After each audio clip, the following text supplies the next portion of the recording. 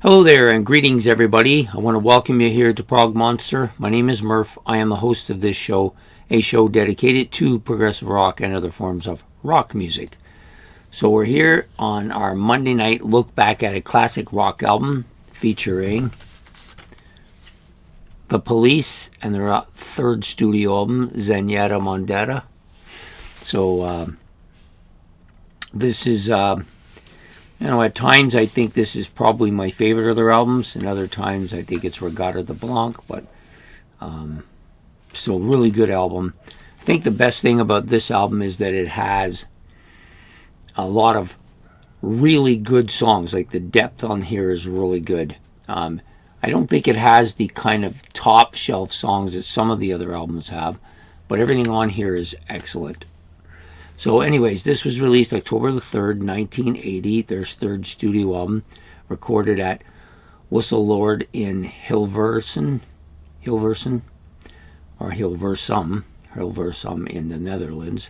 38 minutes or so in length on A&M Records, and The Police and Nigel Gray were the producers of the album. So, so I believe there is... I don't have my book here, but I believe there's 10 tracks on this album. I'm going to use my glasses, though, in here.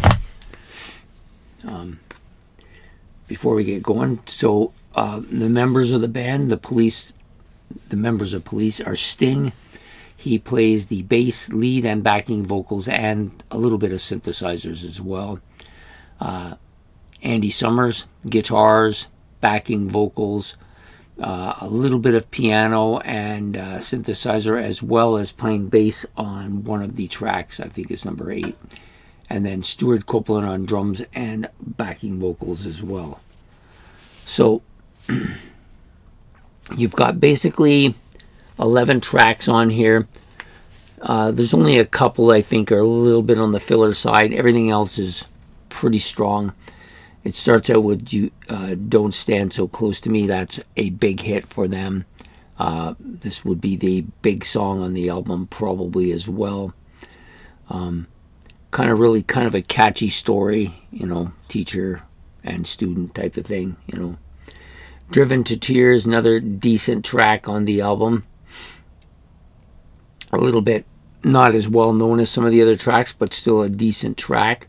Then you got When the World is Running Down. I like this track a lot too. I guess it's a little bit known. It's a fairly well-known song, I think.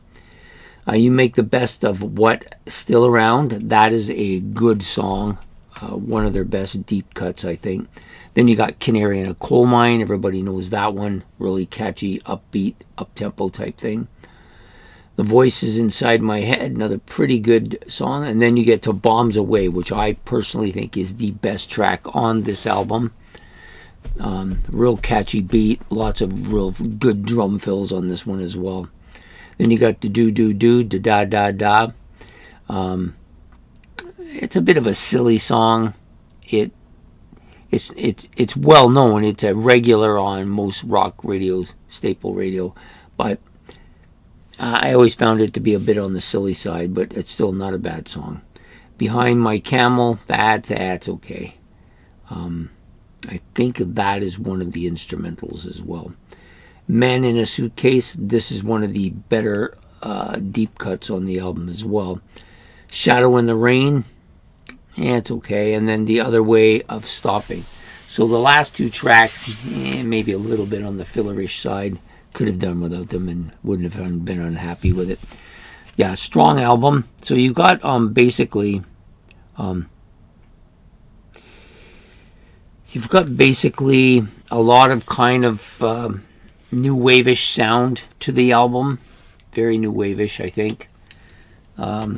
Very pop-ish too. So it's between new wave and pop. Both of them pretty dominant on the album. And there's a lot of kind of that reggae feel that you get in the background with the guitars especially. I think Stuart Copeland's an excellent drummer. He seems to be able to fill in all the gaps without really being an overpowering drummer. Excellent. And then you got Sting's vocals, which are to me, one of the best things on this band. Always recognizable by his vocals. Absolutely killer. Yeah, so the music is good. It varies between a kind of a up-tempo pop to more of a slow-paced. There's a couple of songs on here that might fall within the ballad range, but as a whole, this is a pretty strong album. The instrumentation on here is really good too. You forget how talented these guys are until you actually. I find it when I put the headphones on, because then you can hear everything in detail, and they're fairly talented, all three of them. I don't know if they're the power trio like Rush or anything like that, or Triumph, but they certainly are up there as a great trio of musicians.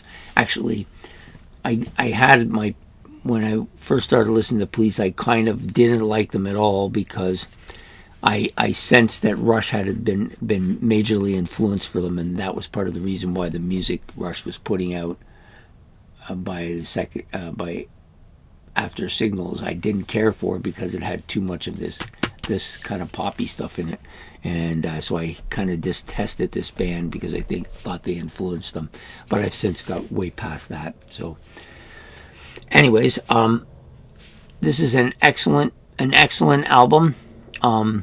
For the Police, I don't really think it matters where you come in on them at. Any of the albums are acceptable as an entry point if you want to get into them or listen to them, but this is the middle of 5 albums, and I think pretty close to the top of the heap. Between this and Regatta de Blanc, I think those are the 2 best albums. I know some people think that Synchronicity is better than everything else, and I'm not going to argue with that, but I prefer this one or Regatta de Blanc. So I hope you've enjoyed this episode of Look Back at a Classic Rock Album. If you have, please hit the like and subscribe. Leave any comments about the Police, this album, or anything I've talked about, or anything you want to talk about in the comment section below. And don't forget to hit that notification bell so you get updates on what's coming up. So take care, and see you. I guess we'll be seeing you next Monday for a look back at another classic rock album. Take care.